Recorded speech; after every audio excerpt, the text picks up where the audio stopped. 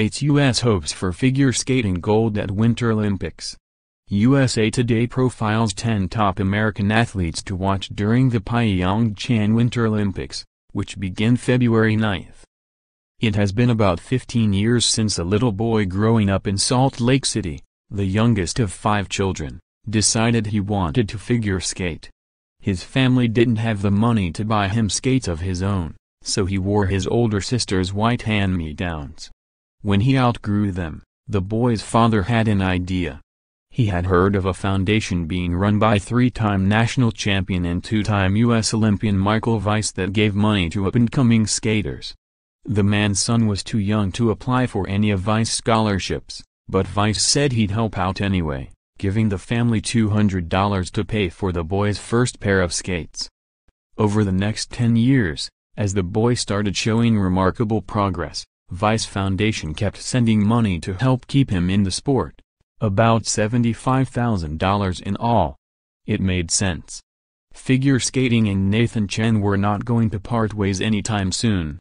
10 to watch. Hilary Knight hopes to bring gold back to U.S. hockey. Doping, CAS decision lifts bans for 28 Russian athletes, reinstates Sochi results. Retelling this story after winning his second consecutive U.S. figure skating national championship last month, Chen, 18, couldn't help but smile.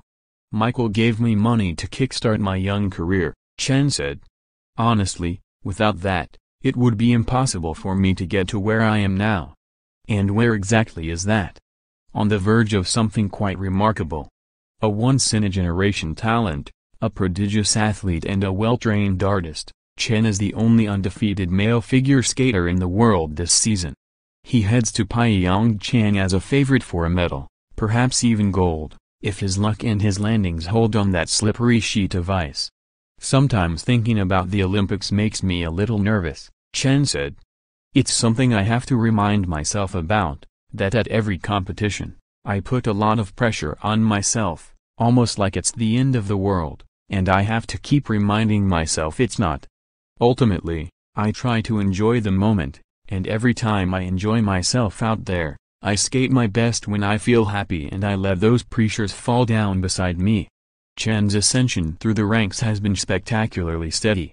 He was a 2-time novice champion at the time of the 2010 Vancouver Olympics, then a 2-time junior champion around the 2014 Sochi Games, with a smattering of international medals as well.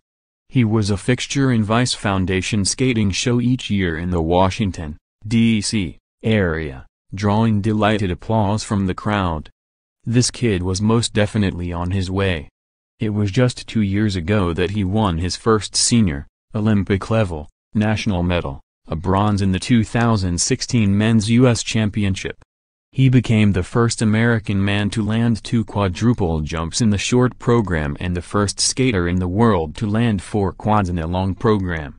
But later that day, in the skating exhibition, he injured his left hip during a triple jump and had to undergo surgery. His season finished. It was as if the skating gods were saying, "Slow down, young man." It was back to the drawing board, Chen said. "From a life standpoint, I was a little behind on all of my schoolwork, so it got me back on track. I was able to reflect on what I've done and appreciate all that is yet to come." He returned with a vengeance, becoming the first man in international skating history to land 5 quadruple jumps in one 41.5-minute-long program at the 2017 National Championships. He also did 2 quads in his short program.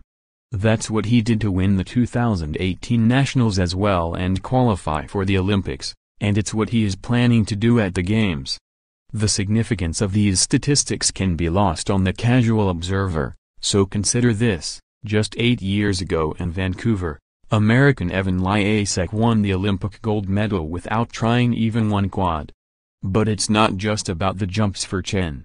Figure skating demands artistry as well, and this is where Chen's unique childhood plays a significant role. At age 7, he entered Ballet West Academy in Salt Lake City. There, he took lessons, sometimes as many as 6 a week, for more than 6 years.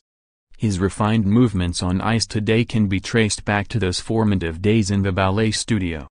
It's this exquisite package of powerful jumps and elegant artistry that makes Chen such a force heading into the Olympics. It's amazing that he's able to be so precise with his jumping and his quads and still have the style that he does right now, said 1988 Olympic gold medalist Brian Boitano. This guy can step up to the plate and deliver, I truly believe that. Unlike most young skaters who just want to jump, Chen cares deeply about his choreography and presentation. For the Olympic season, he decided to work with renowned choreographer Lori Nickel for his long program. One day in late May 2017, Nickel received a text message. "I'm here."